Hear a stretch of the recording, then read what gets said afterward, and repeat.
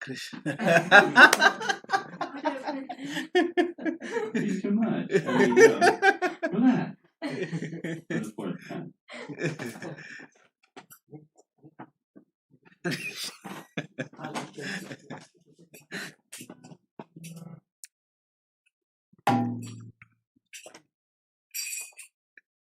Jaya Radha Madhava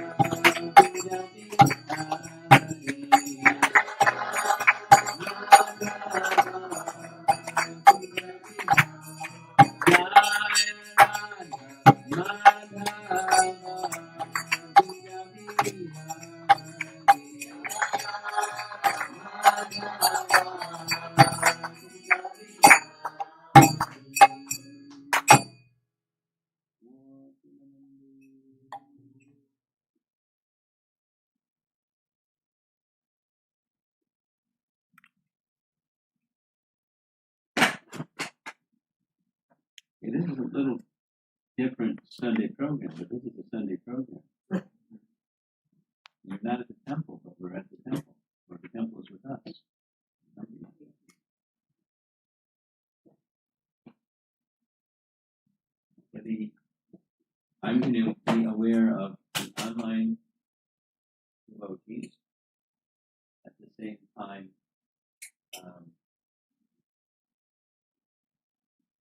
a little bit interactive and specifically directing things to the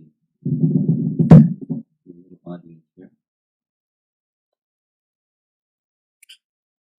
For the last few weeks, there's been discussion on one topic and we're moving on to the next. But that topic has to do with the first 3 chapters of Canto 1 Srimad Bhagavatam involves a series of questions and answers. Very fundamental questions that make up an expanded version of the rest of the whole Srimad Bhagavatam. So would you like to review what those questions and answers were? Say yes. Yes. Okay. Thank you. Back to school, right? But this isn't virtual, like you're present in the classroom. So the Srimad Bhagavatam is the foremost means of knowing anything, foremost means of certainly of knowing that which is the source of everything. Vedanta, you familiar with Vedanta Sutra? Vedanta Sutra? No. Okay. The Vedas are vast. We're going to hear about it in this chapter 4. The Vedas, at one time, vast Vedas, was one Veda. And then along came Kali Yuga. And Vyasadeva, we're going to hear in this chapter, he divided the Vedas into 4. And in fact, that's what his name means, Veda. Vyasa. He divided the one Veda into 4. Rig, Sama, Yarjuna, and the Tarva Veda. We're going to hear chapter 4. So, in addition to those 4 Vedas, there were some remaining verses from the one Veda. And he then took those verses and compiled texts that explained the 4 Vedas. There's the Shrutis, that's the 4 Vedas. And there's that which explains the Shrutis, called Smritis. The Puranas, the Itihasas means like Mahabharata. And Vyasa's composition of Ramayana is the same type or category or style of history called Itihasa. And then other literatures, the Jyotisha text and the Ayurveda text and other texts make up part of the vast body of Vedic wisdom. Of those totality of all the Vedas now in a divided form, there's one amongst them is outstanding. It's a long description how we come to say that. But the Vedas say that about Srimad Bhagavatam.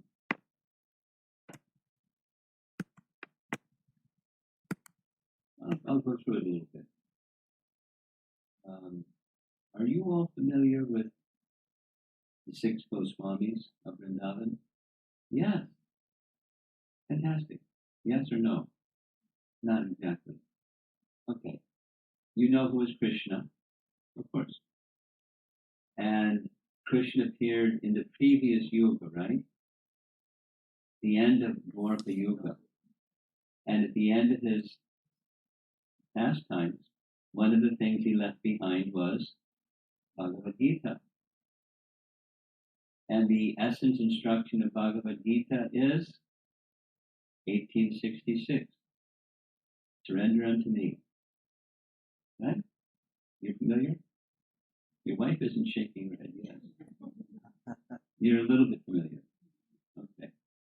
It's a celebrated verse. Kids, do you know the verse? Sarva dharmam parityaja mamekam sharanam vraja aham sarva bhavebhyo mokshishyami ma suchaha. You do know. Your younger sister knows. Do you know also? No. How do you know she doesn't know? Okay. Okay. Let's do it again. It's a nice verse. I'll say it slower. Dharma dharmam parityaja mam ekam sharanam braja aham tvam sarva papebhyo moksha yishami ma suchaha. We'll say it again. It is a really nice verse. In that verse, Krishna is saying, the conclusion of the whole Bhagavad Gita is, Sarva Dharma, all varieties of Dharma, or religion, or religious duty, it's subordinate to one principle. What's that one principle? Mam ekam sharanam. Mam ekam, me alone. Sharanam, surrender. Surrender unto me. All other dharmas are subordinate to that one dharma. They're ineffective if it doesn't reach that one. They're made effective if they reach that one. So that's the Bhagavad Gita conclusion. And Kali Yuga, and after Dwarf Yuga comes this one, the bad one, the age of quarrel. It gets worse and worse. Probably you've noticed. And so Krishna was concerned.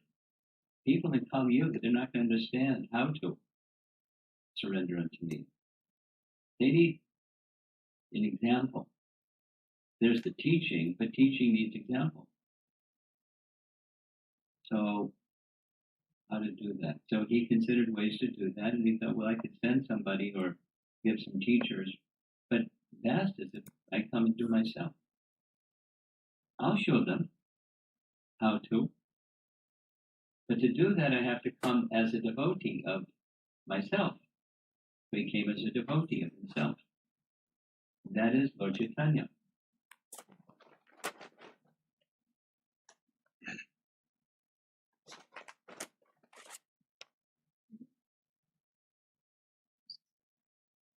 He's a little kid.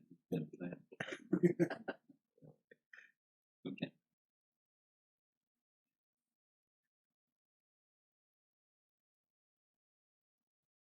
Krishna himself, in the complexion of Radha and the mood of Radha.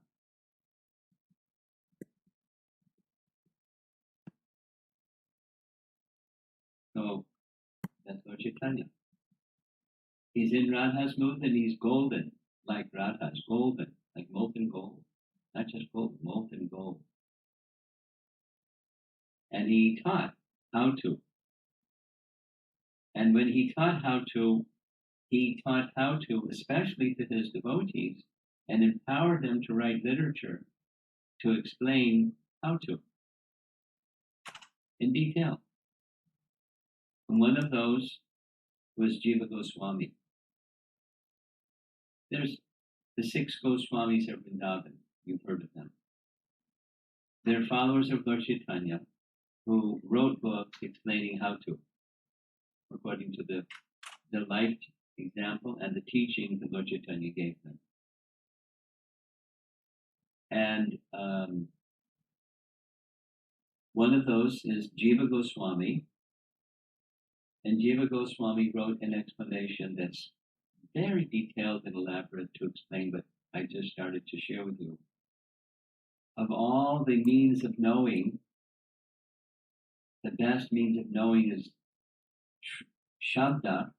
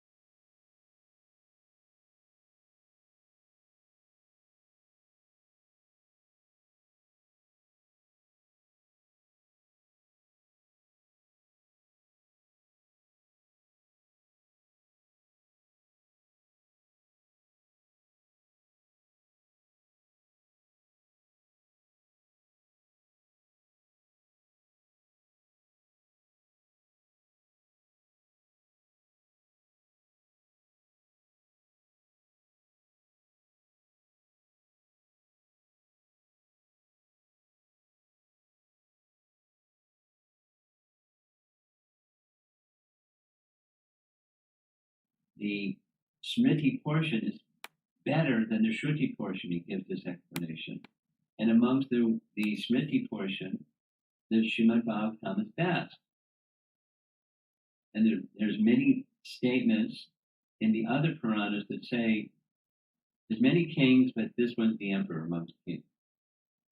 It says in different references within this Purana, that Purana, the other Purana, the other Purana, they all say that Purana is the best. It's the best. It's the best means of knowing what you want to know. If you want to know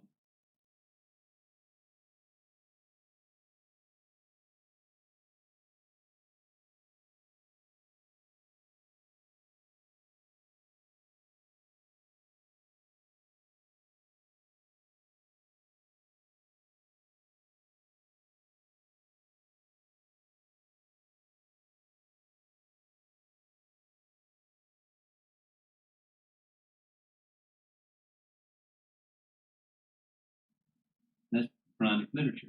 But someone's questioning, and a learned person is answering. That learned person received their knowledge from that Purusheya Shabda source. They're just transmitting that knowledge from the perfect person, God, from Krishna, that he gives the Vedas. So let's go through the place, the scene, like Bhagavad Gita opens at Kurukshetra battlefield. So Bhagavatam opens up at Naimisharanya. I've been to Naimisharanya. It's a very nice place. It's a holy place in the north of India. It's in Uttar Pradesh. And it's a place where it's said to be the hub of the universe. So the sages got there, so that's the place. The sages went to that place because they knew Kali Yuga has begun. They knew by the Vedas, they knew by astrology, and they also knew by symptoms, things are getting bad. So they wanted to do something. They're sages. So they decided to do what they know how to do. They planned to perform an extended sacrifice meant for minimizing the ill effects of the sage of Kali. They went to Naimisharanya because it said performances there expand through the whole universe because it's the hub of the universe. It's a good plan. And when they began their sacrifices, they noticed amongst them was Sutta Goswami. We told a little bit about Sutta Goswami. Sutta Goswami was the son of Romaharshan Sutta. We'll hear about it with chapter 4. Romaharshan, well, I'm getting ahead of myself. So Sutta Goswami was the speaker. We'll go to who is Romaharshan in that history shortly. So Sutta they respected him as not only he's learned into the Vedas, but he's realized it. And not only he's realized it, but he can teach it expertly. You know, some people say that they know, but they don't know. We all are experienced with that. And some people know, but they're not really good at teaching. But, you know, he is super qualified. So they respect him, and they ask him questions. And then he gives answers to those questions. So here's the 6 questions and 6 answers. Wow, you're getting 2 weeks in 10 minutes. So, first question. What's the all-around good for all people of all times? Regardless of anything, time, place, circumstance. What's the best thing? And the best thing is devotional service. That's the answer that he gives. And it gives a qualifier, devotional service that's not motivated to get something material, and is not interrupted by anything material. And that kind of devotional service can completely satisfy the self. Yenatma suprasidati, su prasana. Not only prasana, but su prasana.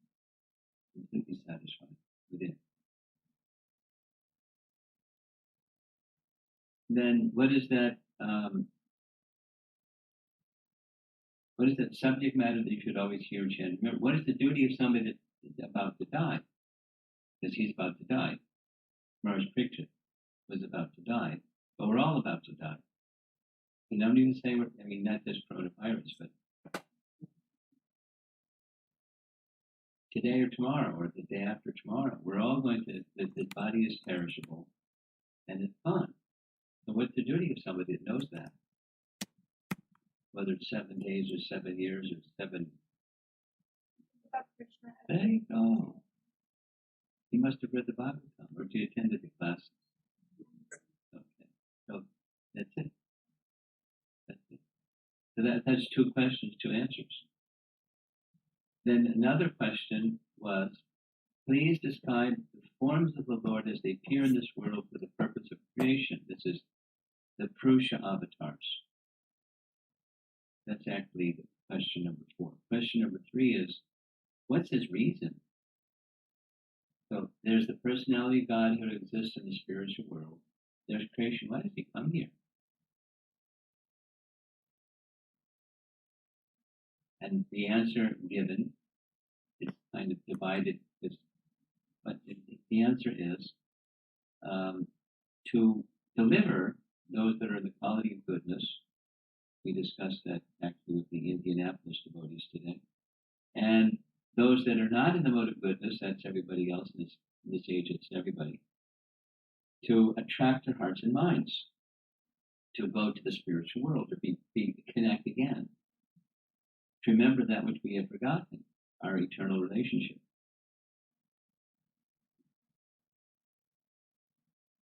So then there's just 2 more questions and 2 more answers. And the question number 5 is, describe the forms of the Lord as they appear in this world. The avatars. That's what the word avatar means. It's where they got the name for the movie. They didn't say anything about the Vedas. It's fiction. But the forms of the Lord as they appear in this world. So there's some discussion at the end of chapter 2 and the beginning of chapter 3 about the Purusha avatars. Purusha avatars means Vishnu. Mahavishnu, Garbhadaksha Vishnu, Shiradaksha Vishnu, the 3 forms of Vishnu that have entirely, they're involved with the process of creation. They're not present in Vaikuntha. They're present in this realm for the purpose of creation. And then this next question, forms of the Lord, the Leela avatars. Primarily they're described, but there's other categories of avatars they're also touched on. And then at the end of that section, that's text 6 through 27, chapter 2, is the Leela avatars, and Krishna is mentioned as one of the Leela avatars.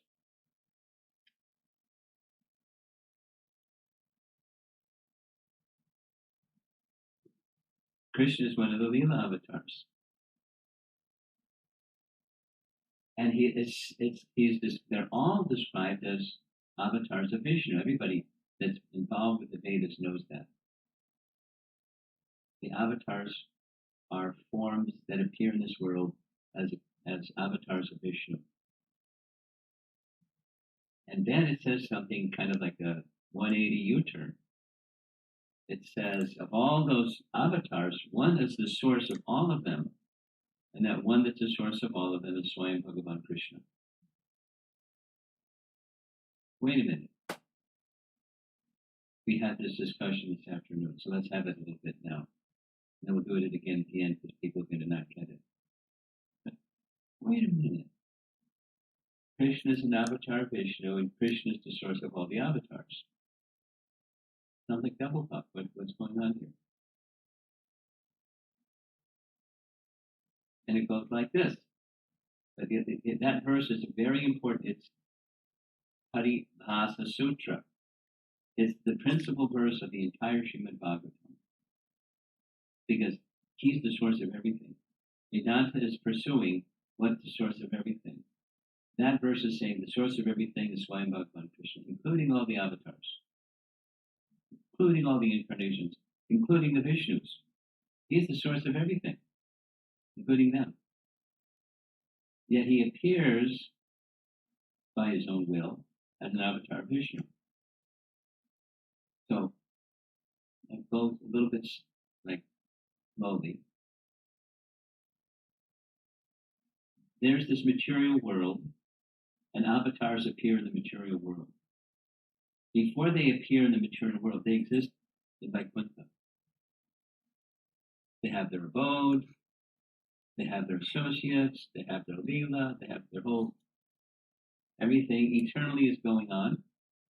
And from time to time, yada yadahi dharma shiblani, when there's discrepancy in dharma, he appears. Forms of the Lord appear. That's what avatars are. So they exist in the spiritual world. Vishnu doesn't exist in the spiritual world. Vishnu is an eternal form whose function is only with material creation. Let's say the same thing in a different way. Inside every living entity, there's a jiva, living, that's the soul, Chinese part. And there's a paramatma. So question, is there paramatma in the spirit, in Vaikuntha? Because he's before them. But when we turn our attention away from him, he hides himself inside. He accompanies us as our best friend. Suradam, Sarvadehinam. He's the best friend. We're turning away from him and he's staying with us anyways. He's our best friend. But when you turn your attention again to him, you go to Vaikuntha. There's no super soul. Because there he is as Narayan. We go to Goloka, and there he is as Krishna. Or go to Ayodhya, and there he is as Ram. No super soul. So, avatars of Vishnu have an existence before they're avatars. They have an eternal existence in the Vaikuntha realm. And the avatars, can appear however they like.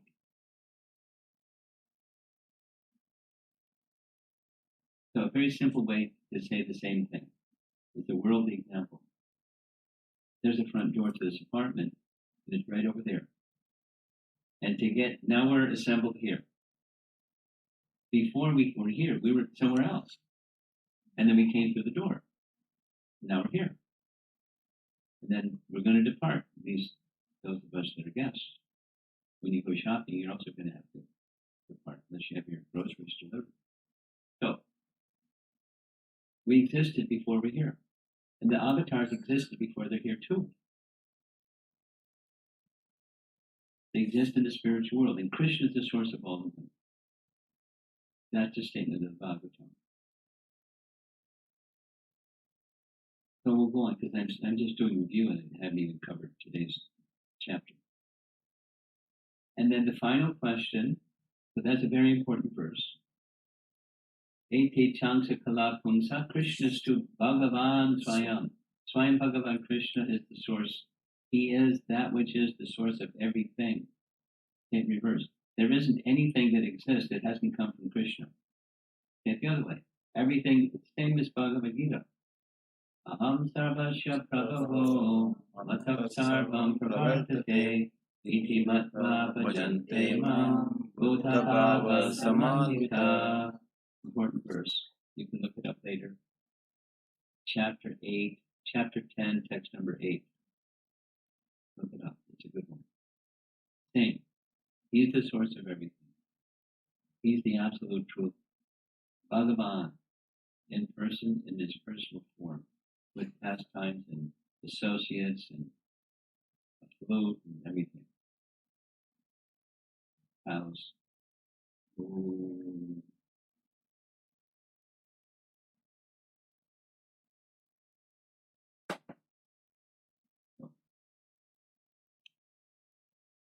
The last question is, now that Krishna has left, we've transitioned from Dwarpa Yuga, now we're in Kali Yuga. When Krishna was present, everything was nice. Wherever he placed his lotus feet, all auspiciousness was created on earth. Everything. Demons were destroyed and auspiciousness was abundant, and he's gone. So where will religious principles now take shelter? The answer is Srimad Bhagavatam. Brilliant as the sun, appearing shortly after the departure of Krishna from this world. That is the chapter. And now that's the first 3 chapters, the first 6 questions, 6 answers, that leads to other questions. So a natural question that begins chapter 4 is, please describe how Srimad Bhagavatam made its appearance. Nice question. Like sometimes we observe, once a year, we observe the appearance of Krishna, Krishna's birthday, Krishna Janmashtami. Or we observe the appearance of Radharani or the appearance of Balaram. There's a nice festival in Vrindavan, the appearance of Radha Kund, really nice festival. So what about how does Bhagavatam appear? That's a nice question.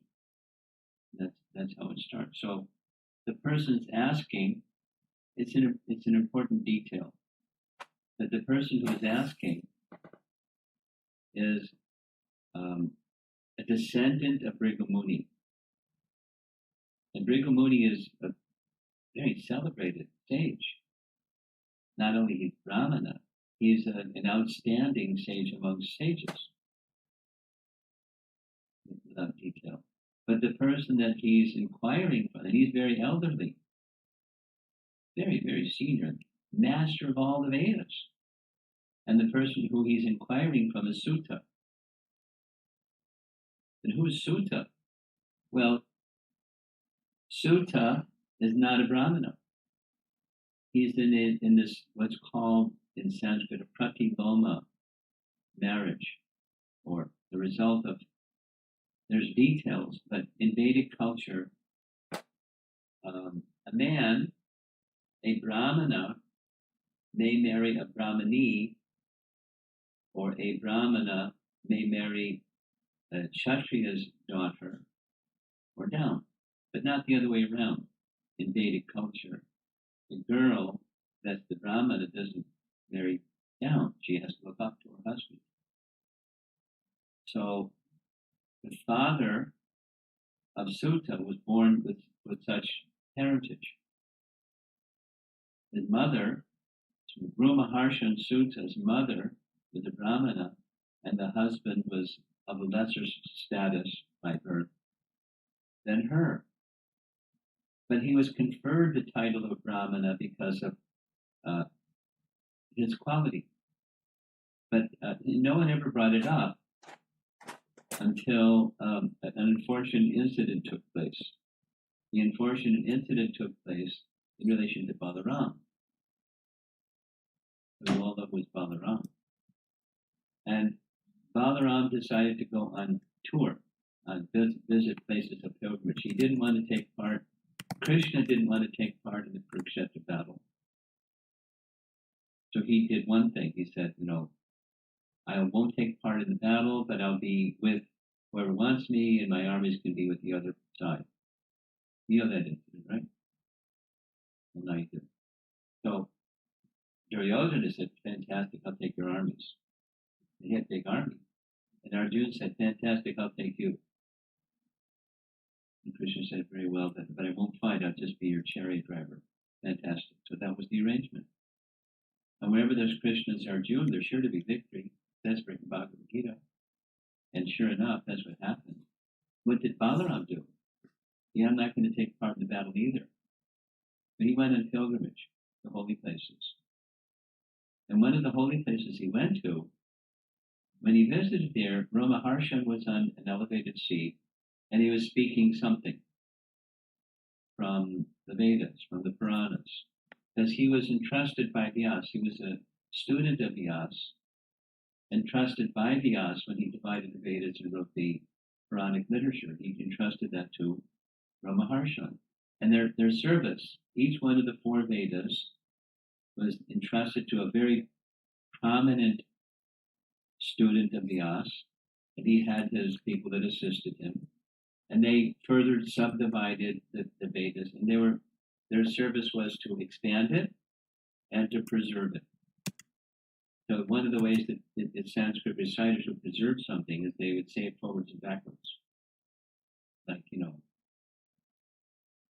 not like school, but their memories were so sharp, but they didn't even have to write things down until Vyas came along. So then it became written down. But that's how they were taught. The Ramaharshan was a very respected personality, disciple of Vyas. But when Balaram entered that arena where Ramaharshan was speaking, everybody rose. Here comes the personality of Godhead, Lord Balaram. Everyone stood, because that's what you do when you're a cultured person. When a respected person comes, you stand, please, or pay obeisances. So everyone stood except one person, Ramaharshan. And he was thinking, well, I'm the speaker, and so I should keep seated. And Balaram understood he's not qualified, because if you're speaking, and here comes the person you're speaking about, you continue speaking, he's not qualified. But he picked a blade of grass, pusa grass, and with just the pointed part of the grass, he touched his heart, and it pierced his heart. He died instantly. So the assembly, they were like, and Balaram said, well, if you want, I can bring him back to life. He said, no, what you did, you're the personality of Godhead, but what are we going to do? We have the ceremony and bloody mess right now, we have to clean up. But how are we going to carry on? And Balaram said, very important, he said, the son of the father represents the father, and so the son can speak, and I give him the following blessing, that he will live a long life,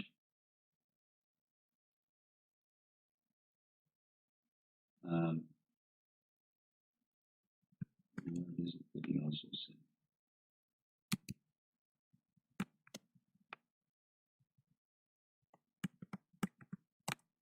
Yeah, and then he'll have unfailing sensory capacity.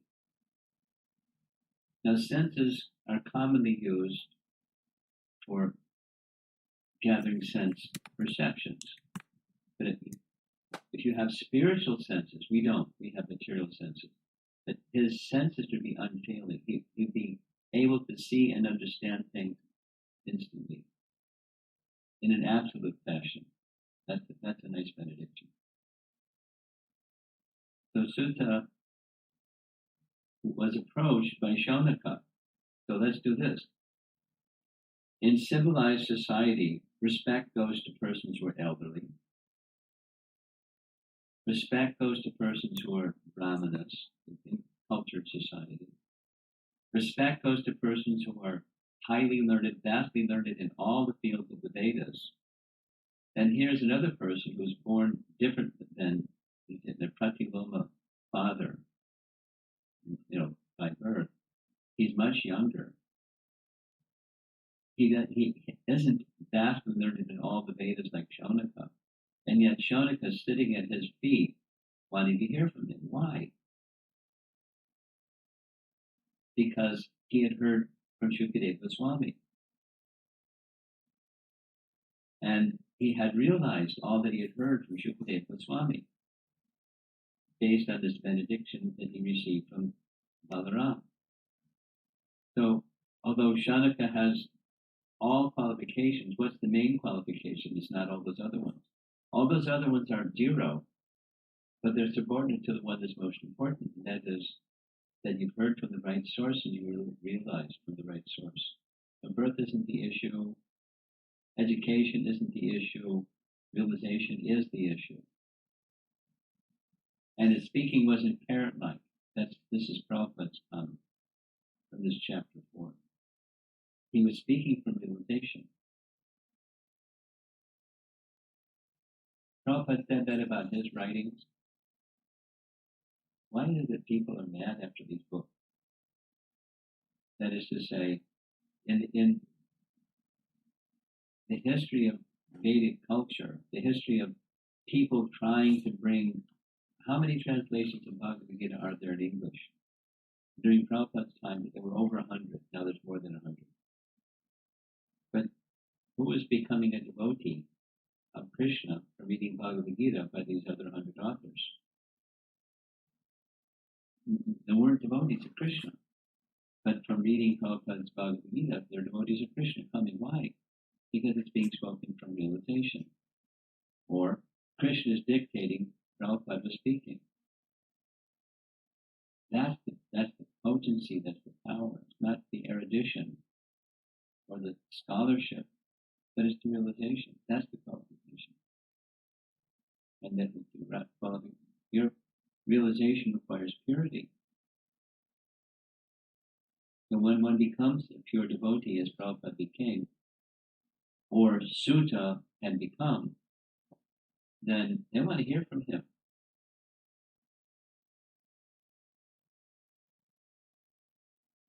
So this is now the connection between chapter 4, which we're discussing now, and chapter 3. Chapter 3, Srimad Bhagavatam, is Krishna in this present age.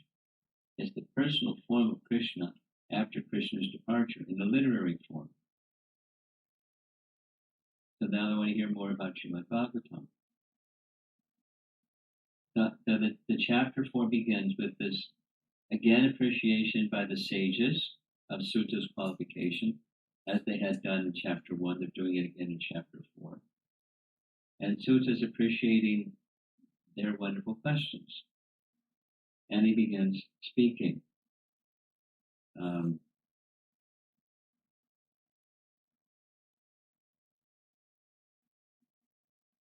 Here's Shonaka's 3 questions that get answered over the next 3 chapters, 4, 5, and 6.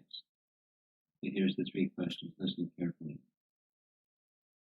In what period, this is 143, Bhagavatam, in what period and at what place was the compiling of Srimad Bhagavatam first begun? And why did Vyasa take this up? From where did Krishna Dvaipayana Vyasa, the great sage, get his inspiration to compile this literature? Question number 1. When, why, what was his motivation, inspiration? Second question is about Shukadev. So first is Vyasa, the compiler. Then we're going to hear something about Shukadev. And Shukadev was Vyasa's son, but he had a very interesting birth, as you may know. He remained in the womb of his mother for 16 years, poor mom, because he was Brahman realized, and his consideration was, well, inside the womb or outside the womb, it's all one, so might as well stay here, because I go outside the womb and it's mode of ignorance out there. It's Kali Yuga, so I'm safer here. I'll just stay here. There's some detail that Vyasadeva had to get Krishna to come all the way from Dwaraka to his ashram and promise Shukadev, you won't be victimized by the influence of Kali Yuga. Please come out. So he came out. It's a Puranic description. So when he came out, he just left. Then there's some detail. He left. Vyasadeva enticed him to come back by messages of the Bhagavatam. He engaged him along with his other students in hearing Srimad Bhagavatam, and then he became qualified to speak it by being trained by his father in Srimad Bhagavatam. There's more details, but so now Shonaka wants to hear about Shukadev.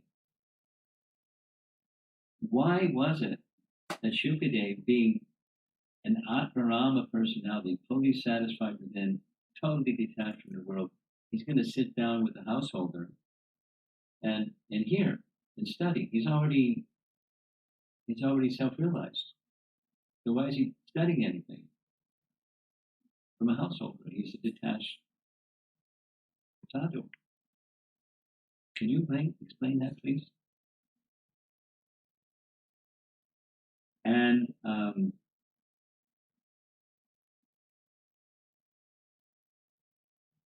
when he returned, it's described, it's summarized, when he returned to speak to Maharaj Parikshit, he appeared like a disheveled madman. And how did people recognize him to be the speaker of the Bhagavatam? Because they had never seen him before. He just came out of nowhere. But they immediately recognized him. So by what symptoms did they recognize him? That's a nice question. And then the third question. The question's answers, right? So the third question. Why did Maharaj Parikshit, who was exalted person, even before his birth he saw Krishna, he was a powerful king, giving protection to all the citizens of the land, and he was the ruler of the world, not, a small place. Why did he renounce all of that and sit on the bank of the Ganges, preparing to fast till death? Could you explain that a little bit, please? That's Shonaka asking. It's not like Shonaka didn't know, but he wanted to hear from the realized person. You follow? It wasn't just information. He wanted realized knowledge from the realized person. And so that remainder of the chapter goes from text 14 to verse 33. It gives the history of how the Srimad Bhagavatam appeared. And here's how it appeared. Now, our particular, let's step back. At the end of every Dwarpa Yuga, Kali Yuga follows. And at the end of every Dwarpa Yuga, there's somebody that does what Vyas does. They take the one Veda and they divide it into four, Veda Vyas.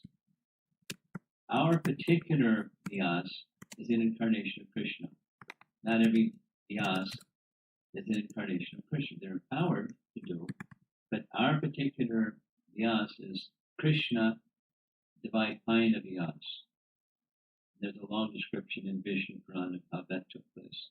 Rashmuni and Satyavati and Krishna was born as Veda Vyas. Krishna Dvaipayana, he was born on an island. You know the story?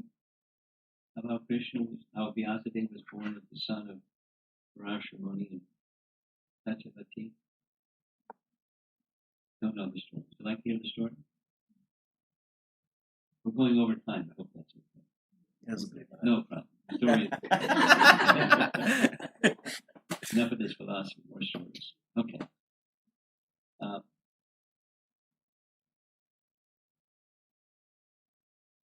Parashara Muni,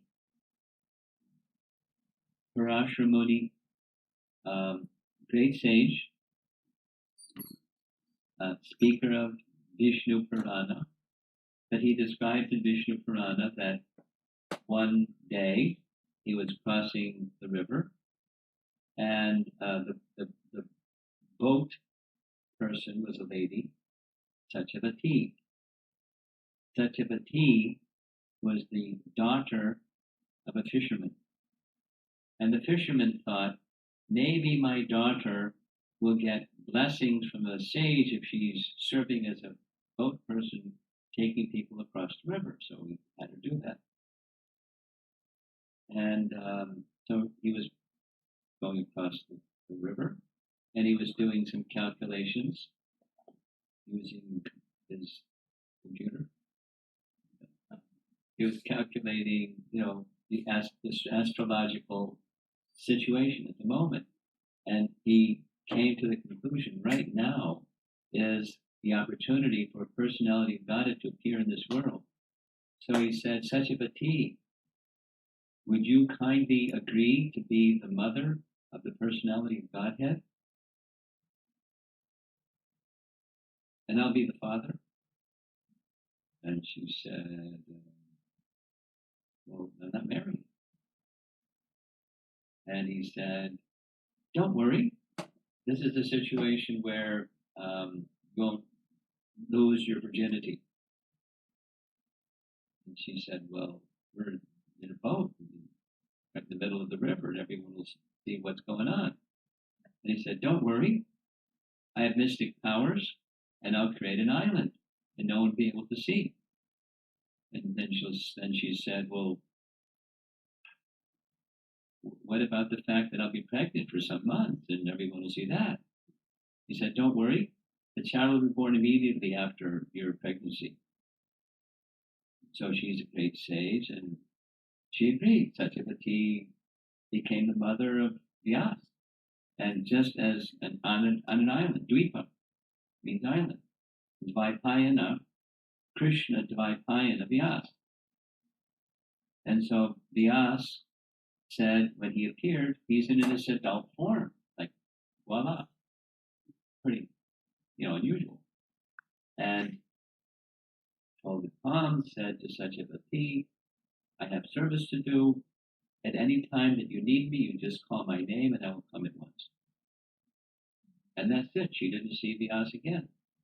So when she got home, she said, Dad, guess what happened? You won't believe it. And Parashara gave her this benediction that because she was the daughter of a fisherman, she smelled like a fish. But so her fragrance was like changed. And her bodily fragrance was like scent of musk. And very beautiful because she didn't have a beautiful form before. So, her father believed her. And that your son will become the next king. So the fisherman's daughter is told that her first son will become the next king. That's Satyavati. Then there's a long story we won't go into it. It's another long story. But Vyasadeva is Krishna. Not all, at the end of every Dwarpa Yuga, at the beginning of Kali Yuga, it's not always Krishna, it's somebody. In fact, Parashara says in Vishnu Purana that in a previous cycle of yugas, 2 yuga cycles ago, I was Vyas. But this Vyas is the best because his Mahabharata is superlative. Because one of the things that Vyas does, he takes the Vedas and divides them. And then when Kali Yuga is over, it goes back up to Satya Yuga, and then there's one Veda again. I mean, some details are missing here, but that's okay. So, Krishna Dvaipayana Vyas how did it happen? One of his capacities is he knows past, present, and future perfectly. We don't know anything perfectly. And he knows not only present perfectly, but past perfectly and future perfectly. And he looked into the future. And he saw what Kali Yuga is going to become. And so knowing that perfectly well, he wanted to do something. He's a great sage.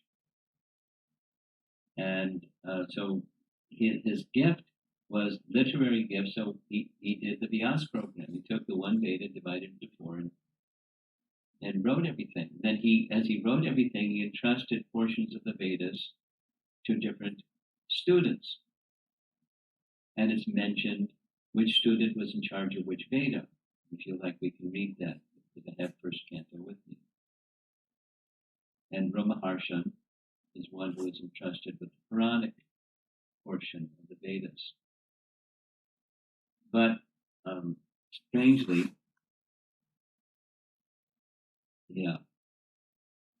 strangely, he saw,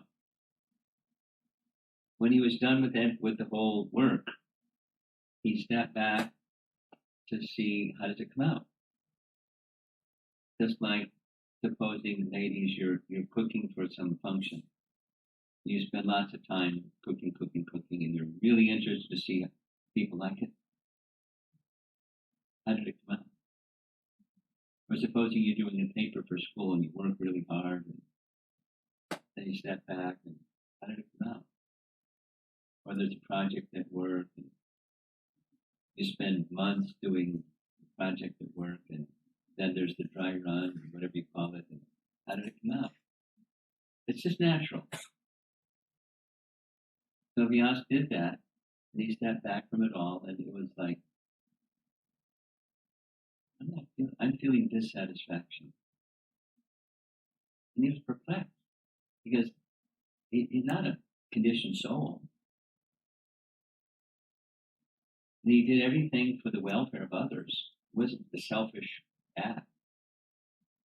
It wasn't greedy for getting recognition. Just like, he was feeling what any honest person will feel. There's something missing.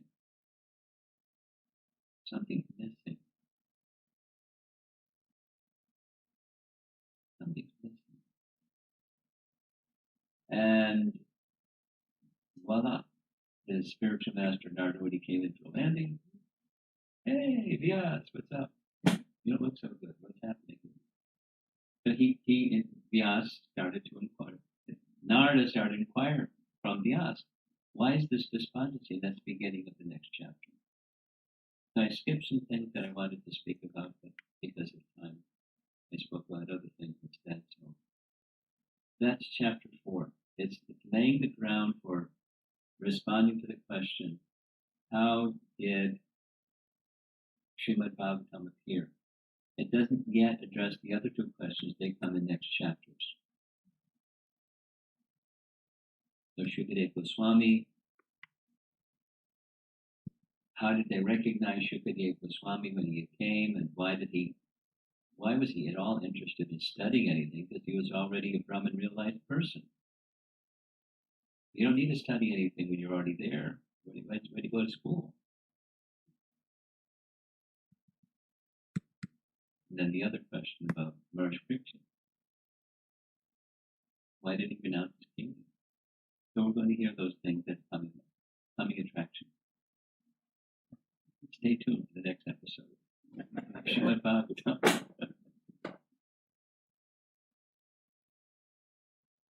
But the whole of the Bhagavatam is revealing the absolute truth, and this is specifically the glories of Srimad Bhagavatam itself, and how did it appear, and what was the basis of its appearing. Vyasadeva wanted to do something for this age of Kali, seeing what it's going to be like. So he put the Vedas together, but there was something missing. And that's chapter 5. Let's see if there's some discussion.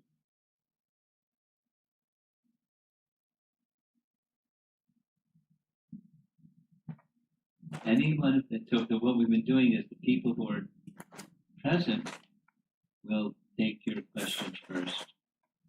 And then after your questions, we'll go to the online questions, because there's some people online. Is anybody seated here that would like to have some discussion? Okay, pass the microphone over. This is a question about Krishna's pastimes. So is there a reason why Krishna holded Govardhan hair on his pinky for 7 days and 7 nights? Yeah, there's a reason. He was having fun. Do you do things and when you, like, people wonder, why is she doing that? And I'm just having fun. It's a Leela. That's what Leela means, it's sport. Now, he was There were many things he was doing besides having fun. He was showing his divinity, that he's God, to the residents of Braja. Because after he put Govardhan Hill back down, there's a whole chapter where they get into it. They say, who is he? He's not one of us. Not one of us can't do what he just did. And then they start thinking of the other things and the other things and the other things that he did before lifting Govardhan Hill, where he was also showing his divinity. But he's not one of us. Who is he? So he wanted to inspire what's called a secondary rasa of astonishment. Have you heard about the rasas? Neutrality, servitorship, friendship, parental affection, and conjugal love. Have you heard those 5? It was yesterday's class. Okay, let's go through it again. Let's go through it again slowly. So they're 5 in relation to God. So also in this world, there's different types of relationships, and there's subdivisions of those relationships. So one in relation to God is awe and veneration. He's almighty, all powerful, all this and all that. Awe and veneration. Then another, he's so wonderful, let me do something for him. Let me engage in service to him. That's another rasa, servitorship. Then when that servitorship becomes more and more and more and more intimate, it becomes friendship, like Arjuna. Arjuna and Krishna were friends. Sakha is the Sanskrit word. Bhaktosi me, Krishna said to Arjuna, you're my bhakta and you're my sakha, you're my very dear friend. Because of that, you'll understand everything I'm saying, and other people won't understand it, which is true. Those are Arjuna's qualifications. He's devotee and he's a friend. Then there's another kind of relationship, and that's where you look after somebody. Like maybe your older sister looks after you sometimes when you do like things that may get you hurt or something. She pulls you by the arm or by your ear and says, hey, wait a minute. The looking for the protection and well-being of somebody. Like parents to children, so that's parental affection. Or the elder to the younger kind of affection.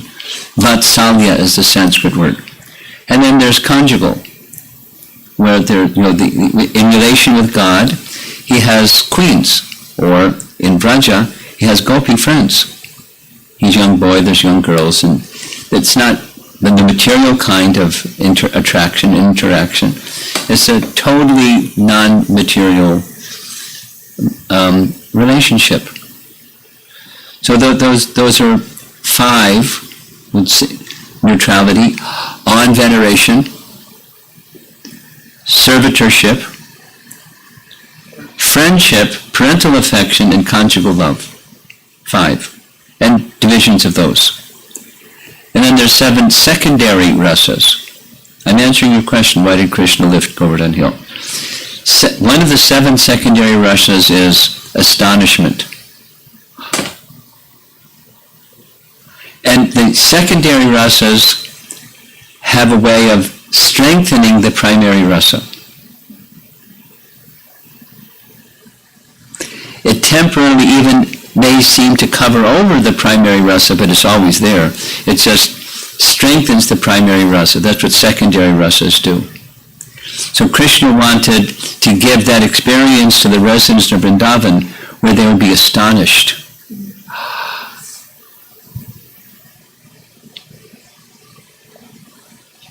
And it worked.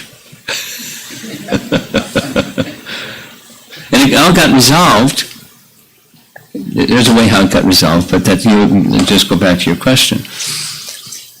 Another reason he lifted the hill was he wanted to curb the pride of Indra. Because Krishna doesn't like it when his devotees have pride. And he knew.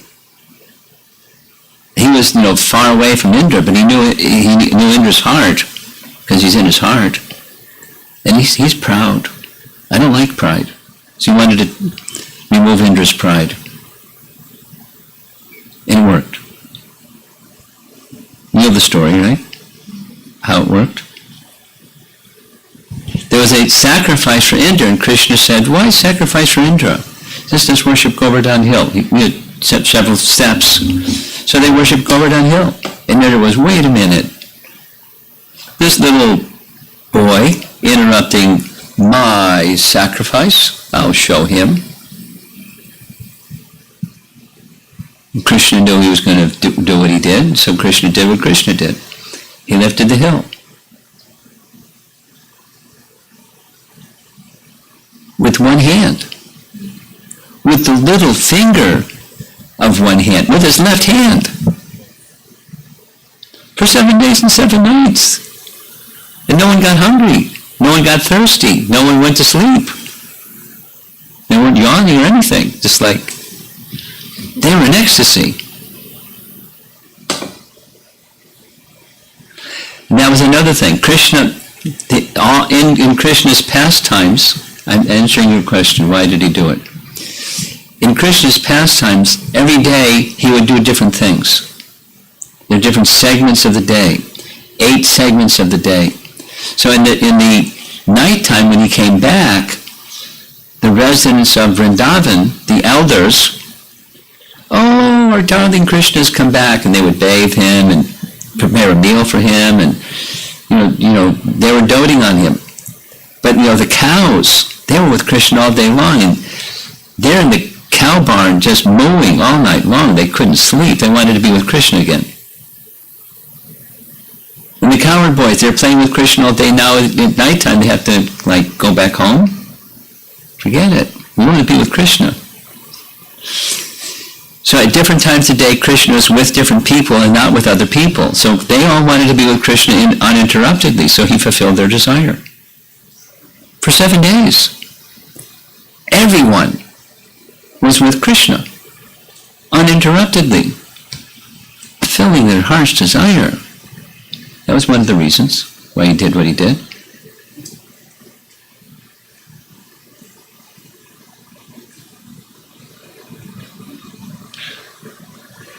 He could have done, the same thing in a different way, but he did it that way because he's the independent Supreme Lord who can do whatever he wants. And he wanted to draw attention to the fact that Govardhan is very special. So to this day, Govardhan is very special. Oh, it was before, but now those who visit Govardhan understand. And they feel it. One day you'll get to go to Govardhan. One day, have you been to Vrindavan? Yes? New Vrindavan. One day, may you one day go to the original Vrindavan. And when you go to the original Vrindavan, I'm sure you're going to want to go, not ride in a taxi around Govardhan Hill, but walk around Govardhan Hill. It takes about 6 to 8 hours, depends on how fast you walk. Krishna lifted the hill. And when you do that, you'll feel something. Not just from walking a long distance, but you'll feel close to Govardhan. And Govardhan's very merciful. You'll feel it. I can vouch for it.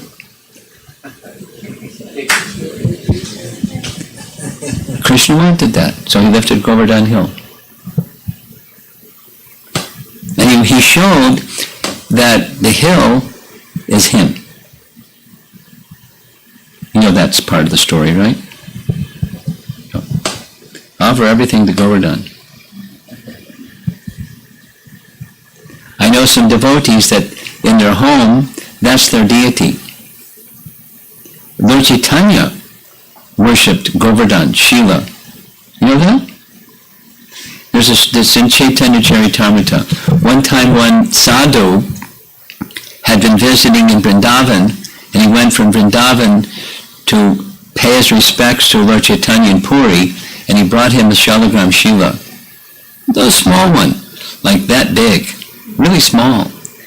And Lord Chaitanya, he rubbed it with his hands. You can see it's indented. The stone became indented because he rubbed it and held it to his eyes with tears, held it to his heart. He worshipped Govardhan in a very spontaneous, interesting way. And then he gave that Shalagram Shila to Raghunath Das Goswami to worship after he worshipped. And Raghunath understood, he's giving me residence at Govardhan, not just a Shila to worship. And there's a string of gunja berries, or little red berries that grow in Vrindavan. And so they're used along with the worship of Govardhan and represented Radha, who's giving him the mercy of Radharani and residence at Govardhan Hill. So that's where he went. When Krishna departed, he went to Govardhan and stayed there the rest of his life. Your sister's got a question. So, did Krishna himself, the Supreme Personality of Godhead, come to the world, or did he come as an avatar of Vishnu? Nice question. Sometimes he comes as an avatar, and sometimes he comes himself.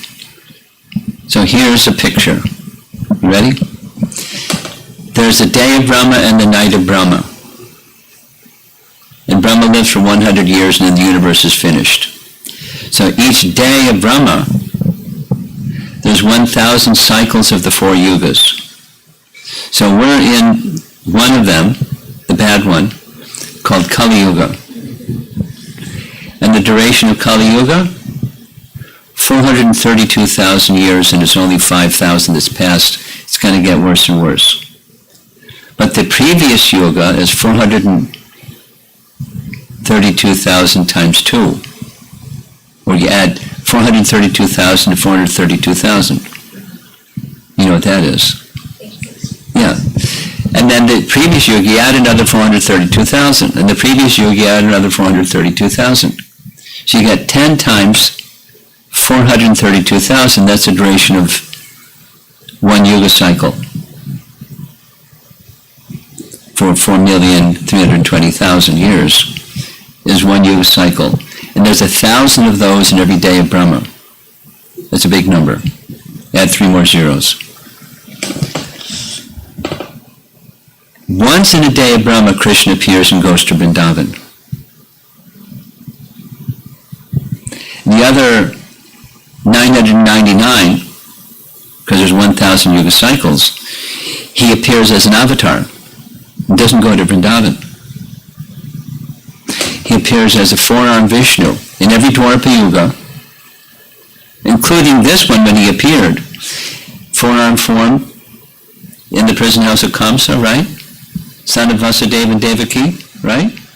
You're nodding. Yeah, so you know. Okay, so that's as an avatar. 4-armed Vasudeva Krishna, son of Vasudeva.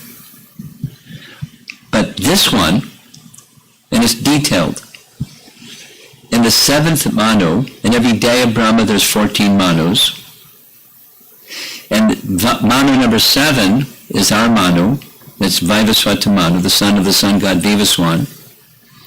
In the 27th or 28th cycle of the 4 yugas, during Vivaswata Manu, that's when Krishna goes to Vrindavan. And that's the Swami Bhagavan Krishna that we spoke about from chapter 3, text 28. That Swami Bhagavan Krishna, he's the source of all avatars. So now back to your question. Does Krishna always go to Vrindavan and appear as Swami Bhagavan Krishna only once in the day of Brahma? And the other ones, it's an avatar.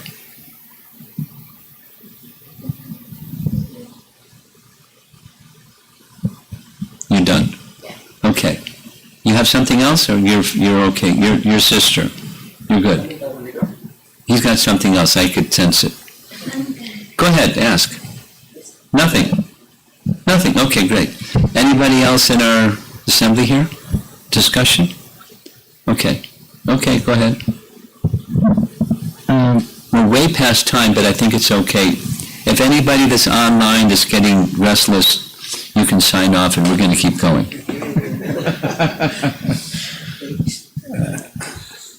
Maharaj,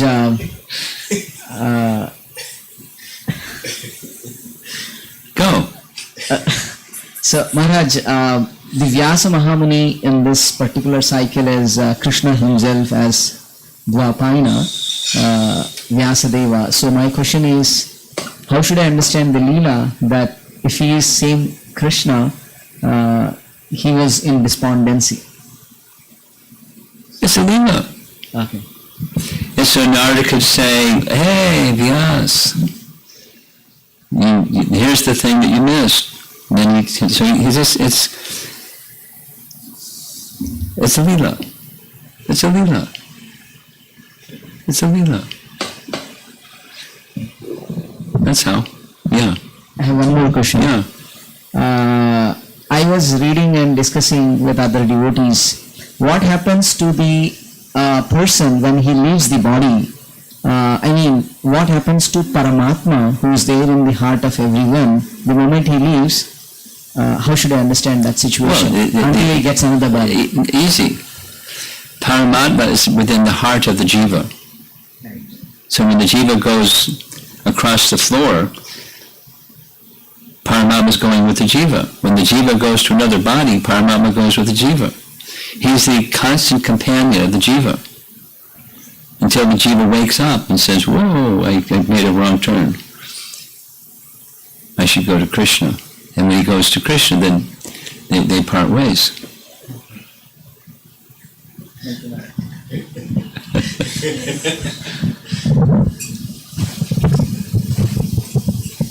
Hare Krishna Maharaj. These Vedas, as you said, like initially it was one. Yes. And Vyasadeva converted into 4 Vedas. Yeah. So for God, these are only one, or these are for basically Kali Yuga people? Yes. But in Gita, like as Lord said, Vedanam Samvedyasmi, Devanam Vasavaha. So why he mentioned the Samaveda, if Vedas for him only one? Well, amongst the Vedas, the Samaveda is especially appreciated. It's one of the 4, but it's especially appreciated in part because of its sweetness. Now, I'm not a scholar of Samaveda. I can only say what I've heard from our great acharyas, and I'm sharing what I've heard from them. Does that answer your question? Yes, to some extent. To some extent. Well, say it a little bit more because I'm not sure if I'm what it is that you're trying to get at. Because Gita is not only for Kali Yuga people, it is covering from the time immemorial. Well, all of the Vedas are eternal. Okay. Bhagavad Gita is manifest on the Kurukshetra battle. Mm-hmm. But in Bhagavad Gita, Krishna says, this science I taught long ago. Same science to the sun god Vivaswami. It wasn't on the battlefield. But the science is the same science. It's eternal. And it may resurface again, but it's the same science. It's eternal. Is that clarifying? Or no? No, not exactly. Yes. Say it again so I can understand what your question is. I will repeat that question, Maharaj, if I have correctly understood. Vedas originally are one. Yeah. Okay, and Bhagavad Gita is one of the ones. It's not separate from the one. Okay, here's how it works. This is Jiva Goswami explaining. It's a really nice example. Supposing a king has a treasury, and in his treasury he has so many jewels. And he says to somebody, could you put the diamonds over here, and the rubies over there, and the emeralds over there, and the other ones over there? So, somebody goes through the king's treasury and does that. That's what Vyas did. He explains, Jiva Goswami explains, previous yugas, when brahmanas were to perform a particular sacrifice, they knew which mantras to use. knowing that in Kali Yuga people would be slower, they were divided to make it easier for the Brahmanas that didn't know. They weren't as qualified as the previous Yuga Brahmanas. So the mantras didn't change, he just grouped them. For this sacrifice and that particular part of the sacrifice and this mantra for these things. And he divided them to make it easier for Kali Yuga folks. But to say it's one doesn't mean he went on a creative writing spree. He just separated them using this example of a king's treasury that has all kinds of jewels, and the diamonds go here and the rubies go there and the emeralds go there and the rest of them go over there. And that's what the Atharva Veda is. The rest of them go over there. Rig, Sama, Yajur. In the Atharva Veda, sometimes it says Tri-Yuga, or Tri-Vedas. That's because the ones remaining go over there. Rig, Sama, Yajur, Veda. You with me? Yeah. Okay? And then there's the Atharva Veda. And it has functions that's different than Rig, Sama, and Yajur Vedas.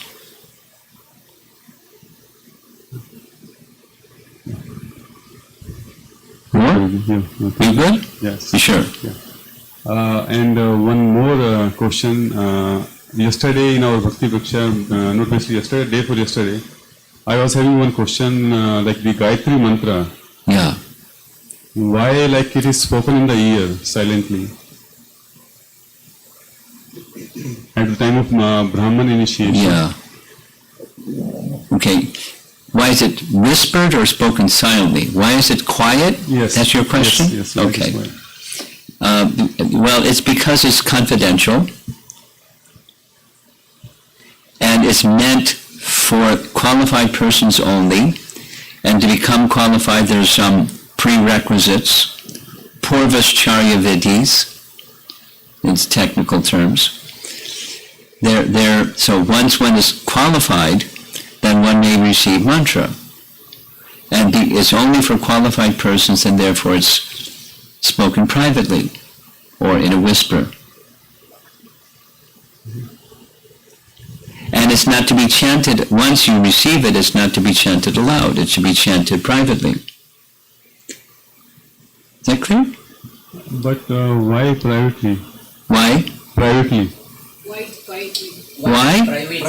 Because it's confidential. You don't say it out loud because other people that may not be qualified may hear. And so when you receive it and when you recite it, it's silent or at most murmuring, because it's a confidential, not to be heard and recited by others. Now in Kali Yuga, people do all kinds of things. I won't say what some of those all kinds of things are, but even with the Vedas. So, what's special about the Hare Krishna mantra? We don't say it whisper or in your mind. We say it aloud, and there's a reason. It's from another section of the Vedas that's as Vedic as the others, but it doesn't have the same three elements that a Vedic mantra has. A Vedic mantra has bija, om or some other bija syllable,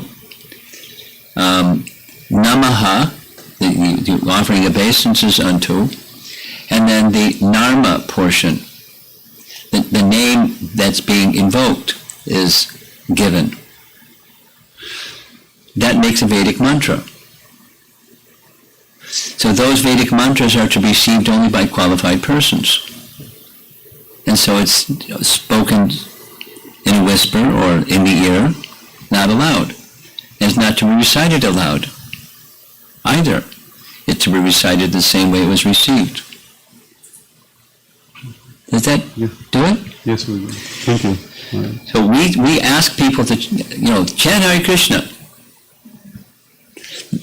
because it's a special kind of mantra for this age of Kali. It's in the Upanishads. In this age of Kali, this is the best of all. It's called the Maha Mantra for this age of Kali. It's especially because it doesn't have the prohibition. It doesn't have those elements. But it has the name.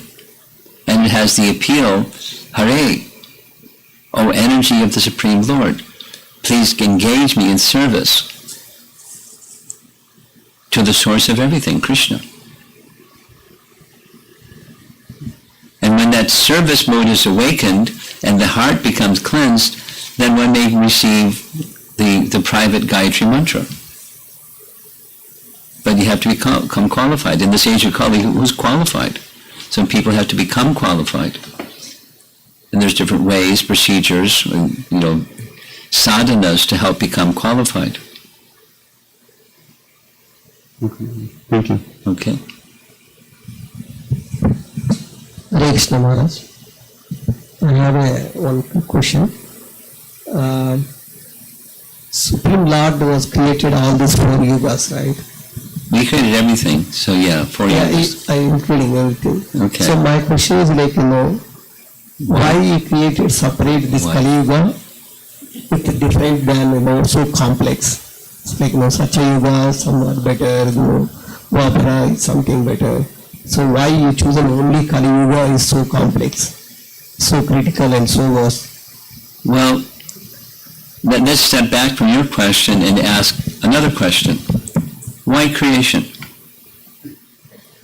That is also my part of question. Huh? That is also my part of question. Okay. So because he is the creator, okay, why you want to create this type of 4 types of things, and why it is each one is so different? Okay. Well, step back. And why creation? Because we want it.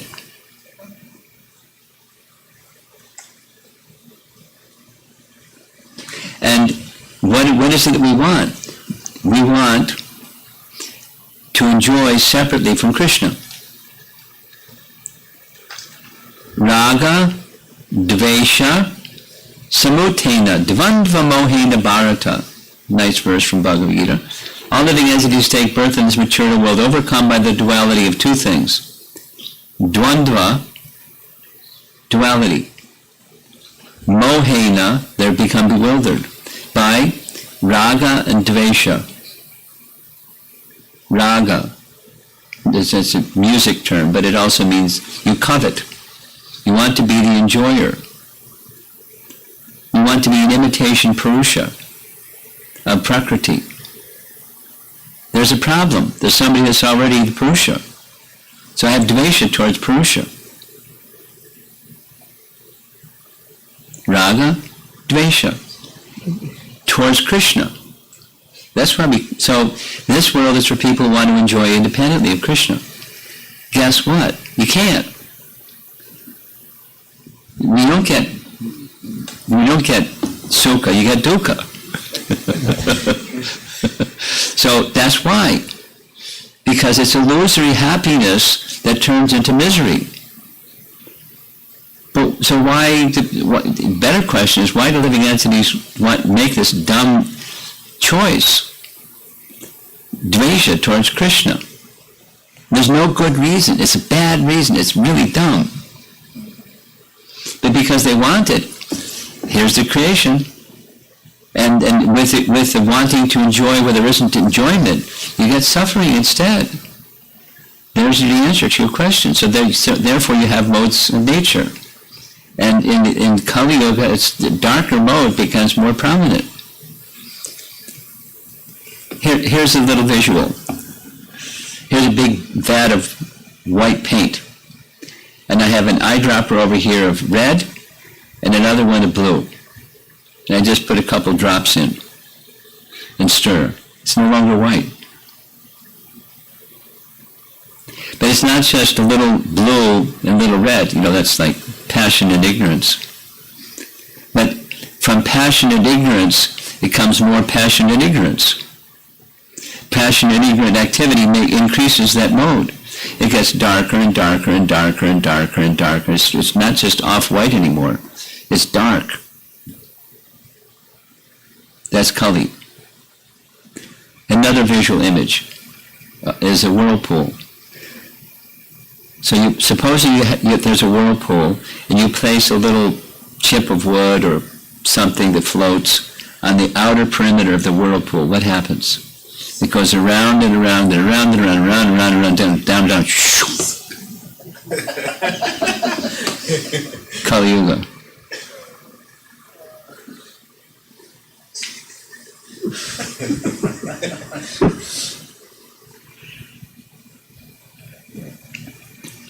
But then after Kali Yuga, Kalki comes, he liberates all the souls, and then Sat Yuga starts again. It's way back up at the top. It's this white vat of paint again. No, very little ignorance and passion.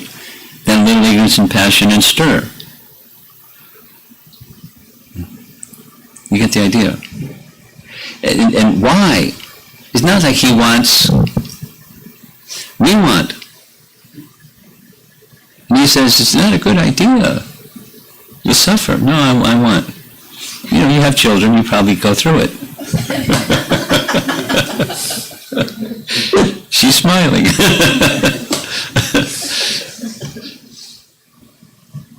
What are you going to do?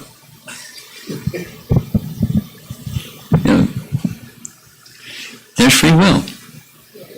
And there's consequences for bad choices. But there's a fundamental bad choice. The fundamental bad choice is wanting to be an enjoyer separate from Krishna. That's the root. That's the primordial ignorance that results in Kali Yuga and all other bad things that, before Kali Yuga. Hiranyakashipu and Ravana and the whole thing. Shishupal and Dantavakra and the whole, the demoniac mentality arises from that disposition of raga and dvesha. We're all contaminated by it to some degree, otherwise we wouldn't be here. We want to enjoy independently. That's why we're here. And we're provided a playground, like children's sandbox. Go build a castle in the sandbox. It's child play. It has consequences. We have free will.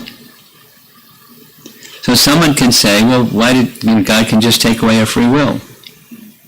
If that's the misuse of free will is a problem, he should just take it away. Like, cut your hands off. He doesn't interfere with our free will because then there wouldn't be love. Love is voluntary.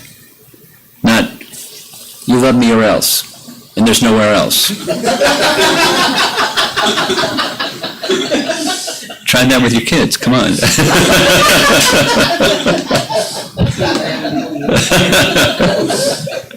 You know why I'm doing that. That's not love. But that's not love. That's not love. Love is that there is free will, and you induce the wise choices by your loving nature. And if there's another choice, there's free will. It's of the soul. You can't take it away. Krishna doesn't take it away. You can't take it away. Make wise choices. That's what parenting is. Help those who you love learn how to make wise choices. And that's what Krishna is trying to help us. But we say, no, I want something else. That's why creation. That's why these yoga cycles and the whole thing. He's got a question behind you. Hare Krishna Maharaj. This is fun, huh? Like as we discussed today, Srimad Bhagavatam being the literature form of Krishna. Yes. Being captured in that book or yes, the Veda. Exactly. So being from an Indian background of Indian, fortunate to born in India, I get easily connected to that understanding, Maharaj. Good. But is there any other way to explain so that other parts of the people in the world can get connected, or is there any other form of explanation which gets connected to that truth or the knowledge? Well, the most important other is good character. Because that's compelling. And knowledge with bad character is uncomfortable. You follow what I'm saying? So, one of the best ways to help people that aren't familiar with this tradition and culture is to be of good character. Like in the workplace, or wherever your life takes you. You associate with people that, I call America the culture of no culture. And when people see culture, it's like, wow, what's that? It's attractive. You don't have to give them a Bhagavad Gita class or Srimad Bhagavatam class. Just be a cultured person in the workplace. Be a person of good character, inside and outside, even when provoked, good character inside and outside. People go, what's with this person? I mean, they won't exactly understand, but they understand there's something about this person. And sometimes people will test you to see where your breaking point is, and they'll do all kinds of things, because they're Kali Yuga people, but just stay fixed. And then somewhere along the line, somebody's going to come to you and say, hey, what's up? Or they'll say, I got this calamity in my life, and you're a spiritual person, I want to share with you and see what if you have some thoughts you can share with me, because you're a spiritual person. They may not use those words, but that's the affective component of their communication, and then you have an opportunity to share. And you have to do it wisely. You don't, ton of bricks and too much at once. And Super Soul will guide a person of character how to. And then there's so many other strategies, but it starts with good character.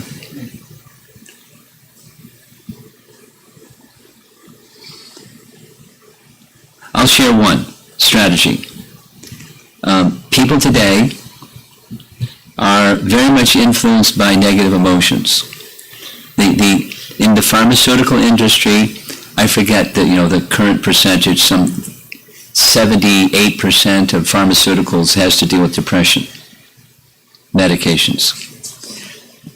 People are harassed, and if not them, persons dear to them are harassed with depression.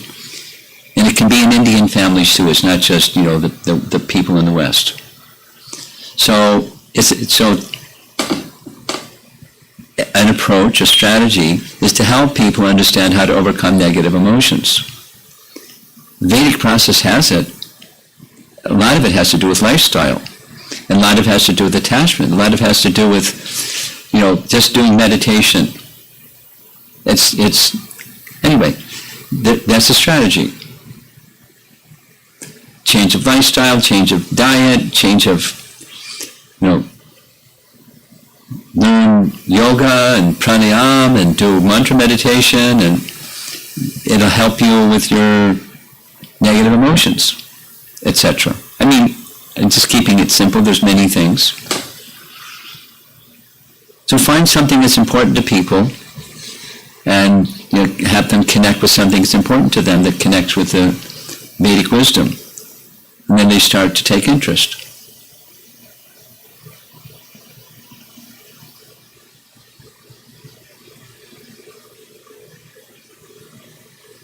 Stress management. Similar.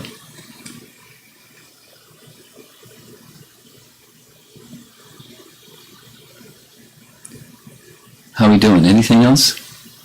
Yeah? Yes, Maharaj. If you permit one thing, I can ask one question. So. Permission granted. What is it? Yeah. So. He's funny. Yeah. I mean, the thing is when we came in the Krishna consciousness, I have been seeing so many Maharajas. Okay. Every time I felt to ask one question. So as being we are Indians, we struggle to read through all the Sanskrit and everything. Okay. But for you, I just wanted to know little more initial stages, how you and when, what was the situation, what caused it consciousness. The human- And if you permit, I mean, The human interest story.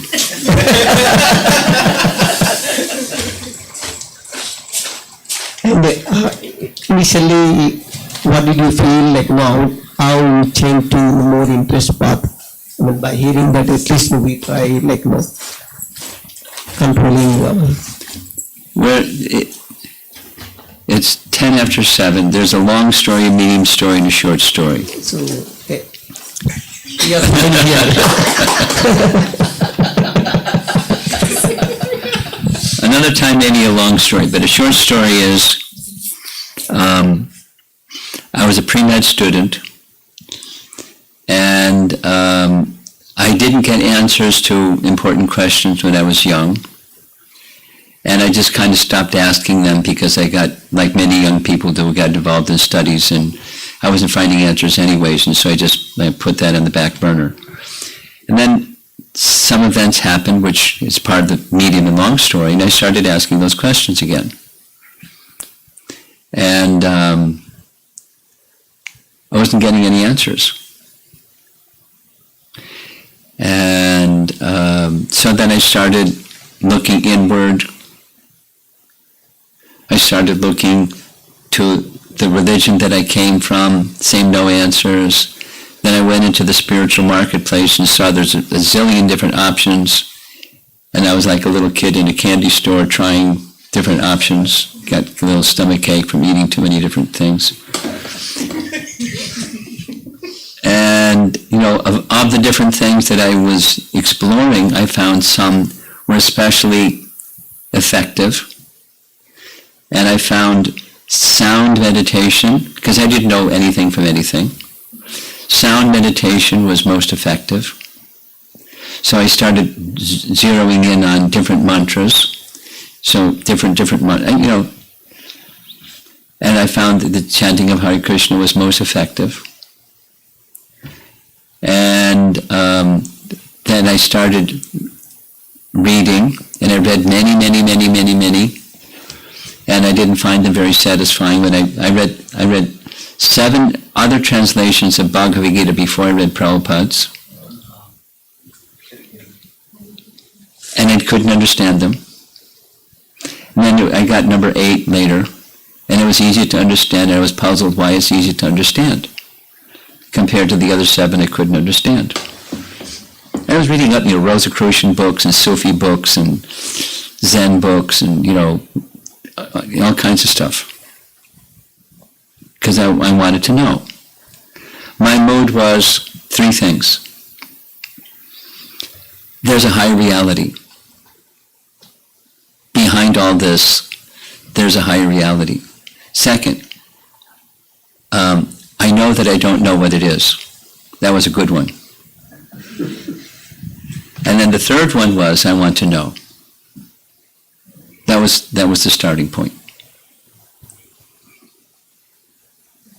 And I kind of did like a timeout with everything. My education and the career goals and all the things that I thought I was, and I want to know. I don't want to, the way I was saying it, I don't want to be on the conveyor belt of life, and I'm at the end of the conveyor belt and I still don't know. I don't want to get so busy with life that I don't know. Because people get so busy, they don't even ask, they don't take the time out to ask. Who am I? Really? Anyway, so I didn't want to do that.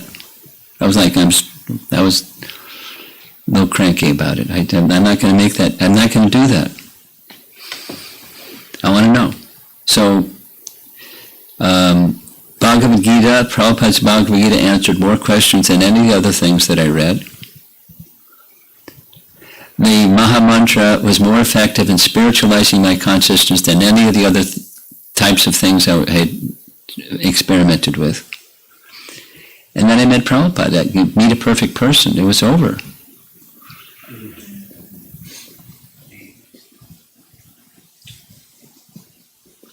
So I just dedicate my life to him. That's, it's a short version.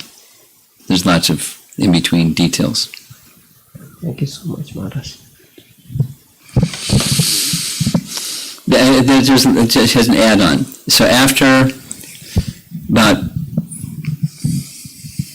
2 years of living, I decided, rather than, because I heard Bhakti Siddhanta had used this expression, don't lick on the outside of the bottle of honey. You open the bottle of honey and stick your finger in, then you know what the taste is. The taste of honey. So I said, I don't want to be licking on the jar of honey. I want to dive in. So I joined an ashram, just to find out what's immersion like.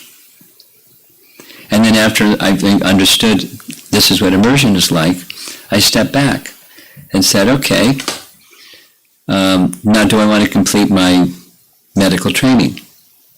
It was like a conscious contemplation. So because I could live my life as a medical doctor and, be a Hare Krishna conscious person in that field. And I thought, well, I really like what I'm doing. Not like there's anything about my life that's like I'm not happy with. And there's lots of doctors out there. There's not so many people that are prepared to dedicate themselves like this. And dedicating myself like this, it gives me a lot of freedom. And most likely in the course of time I'll meet some doctors and help them become Hare Krishna doctors. So I'll just stay. But there's nothing wrong if I had gone that other path, and that's fine too. But there was some core training that helped me to understand what a life of devotion to Krishna felt like and looked like, and what are the elements involved in it, so I could carry on in whatever the future of my life took me. Kind of like boot camp, and then I can do whatever.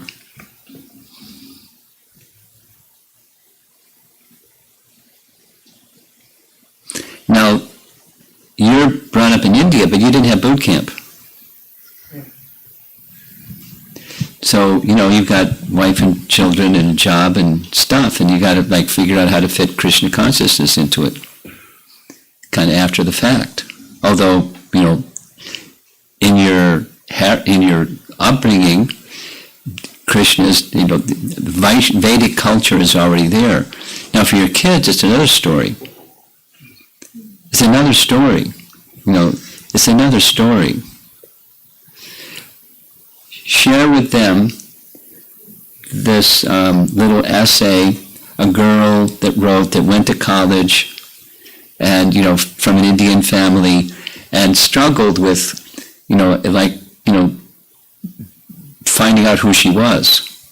Between having appreciation for Vedic culture, but kind of at the same time being a little ashamed of being who she was, amongst her peers.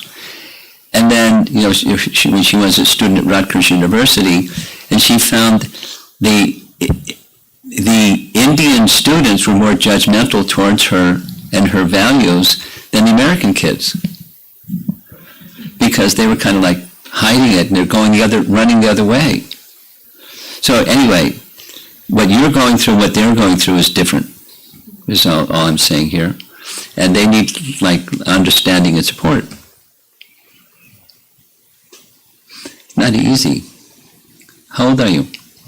I'm 9. You're 9. And you're? I'm 11. 11. Today is her birthday. She's today 9.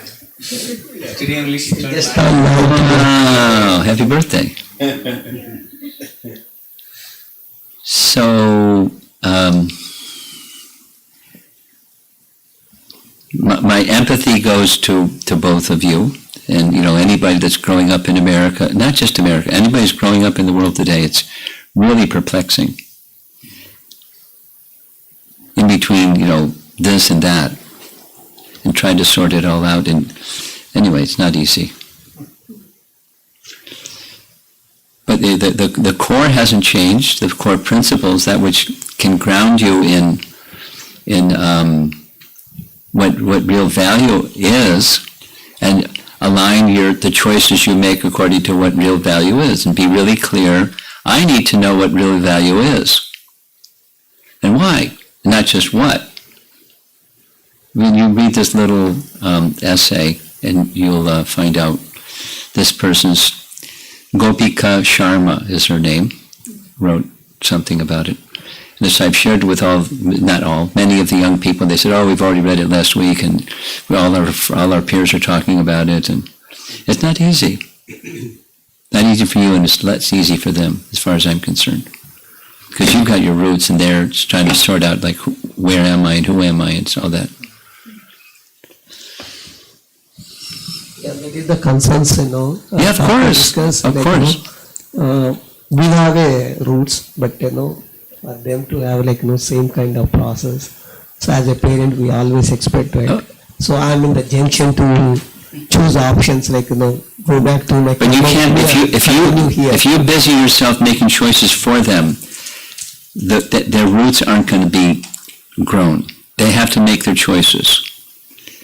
You make a nurturing environment where they can make wise choices, and you help them make wise choices. But, let them make their choices. You support and nourish, that's parenting. Good luck.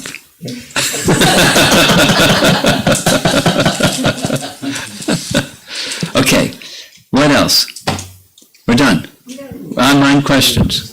Okay, I'm surprised if they're still on. Pass the microphone over.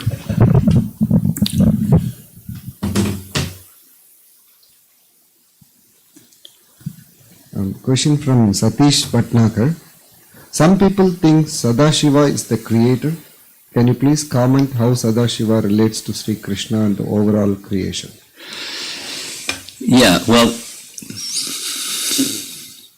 going back to some earlier discussion, when Vyasadeva divided the one Veda into four, and then the Puranas and Itihasas, because Mahabharata is in the Itihasa category, which is one of the creations of Vyas.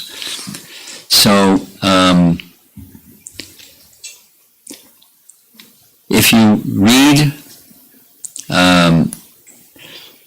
Tattva Sandarbha, you might want to read Tattva Sandarbha.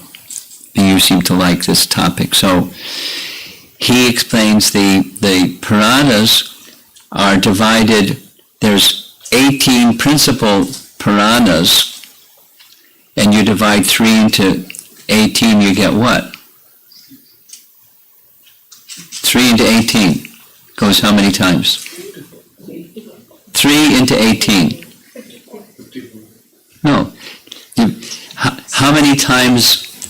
Oh, come on. 3 times 6 is 18, right? Oh. Divide 3 into 18, you get 6. So 6 plus 6 plus 6 equals 18. There's 18 principal Puranas, each for one of the modes of nature. So there's persons that are in the mode of ignorance, and there's Puranas that help the persons that are in the mode of ignorance go towards the goal. Persons in the mode of passion go towards the goal. Persons in the mode of goodness go towards the goal. There's sattvic Puranas. So amongst those sattvic Puranas, one is Sudra Sattva. That's the Bhagavatam. So now the question over here was, some places it says all kinds of things. In this Purana and that Purana and the other Purana, they'll say different things because it's encouraging people who are in different modes. In those Puranas that encourage people in this mode or that mode, there's also the transcendental teaching that says Vishnu is the source of everything. And side by side, they'll say some other things, like this statement. I don't know which Purana it says Sadashiva is the source of everything. But knowing what I know about the Puranas without knowing that particular scriptural reference, it's in one of the other Puranas that's not the Sattvic Purana. It's encouraging people that are in that, like, Devi Bhagavat, for example. It's one of the Tamasic Puranas, Devi Bhagavat. And people that worship Devi as the Supreme. Well, that's not what the Sattvic Puranas say. There's there's energy, Shakti, and Devi is one of the Shaktis, but then there's Shaktiman, the possessor of Shakti. So which is the basis? Is the possessor of Shakti or Shakti the basis? And the possessor of Shakti is the basis. Like the sun gives off sunshine, and the shine is the Shakti. And the sun is the basis of the shine. The sun, shine is dependent upon the sun, not the other way around. So in Devi Bhagavad and some other Puranas, it says all kinds of interesting things. So how is a nice person, a person like this person asking this question, to take something over here says this? You step back, look at the big picture, and there's modes of nature influencing people, and Puranas are for those people. And then there's a sattvic, it's clear, it's right in this Tattva Sandarbha. Krishna is very clear, the mode of goodness is best. So the sattvic Puranas are the best, and amongst the best is the superlative. Shuddha Sattva. So we take that conclusion and we understand other statements it's a inspiration for persons in the modes of nature that want to see the way that they take this reference, and that's it. Sadashiva is supreme. End of story.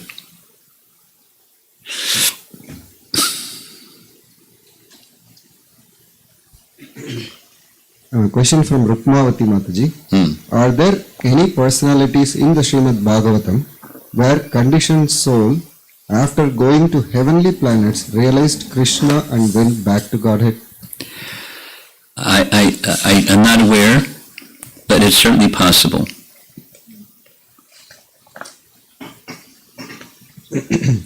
Another question from Satish Bhatnagar. I have heard that as soon as one dies, the soul gets its next body immediately. From another source I heard the soul goes through training on how to behave in the new body after death. How can we synthesize these two if true? I've never heard the second one. Rather, the soul is immediately transferred into the womb of the next mother. Let's take this example. A comatose condition is where the body is uninhabitable. It's no longer fit for human habitation. But the soul is still there. Sometimes people come out of a coma, and some people stay in a coma for a long time. And then they go on. But that coma means the next body hasn't been decided yet. So the body is not fit to stay in, but the next body isn't ready to move on to yet. So when the next body is ready, they move on. They go to the womb of the next mother, and that's it. But if it is decided, well, it's not ready yet, then they can come out of the coma and conduct their life in a different way. So that's my answer to the question. Question from Giri Vartikota. Is there a way to know if super soul in our heart is pleased? Yes. Guru Sadhu Shastra. That's how we know.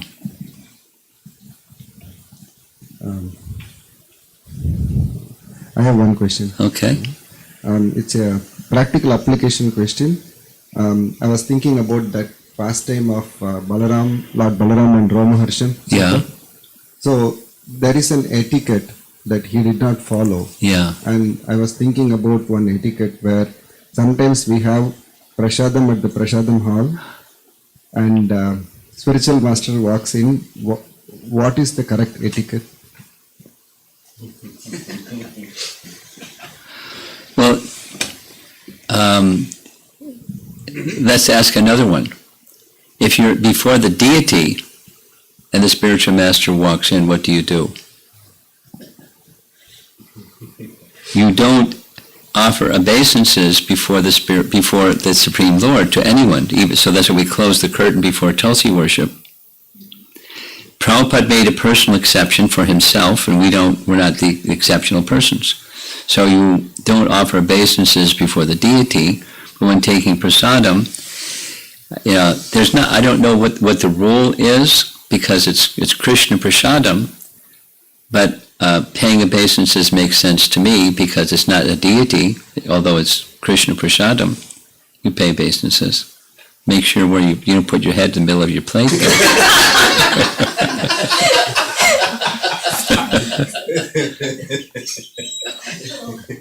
I have one more.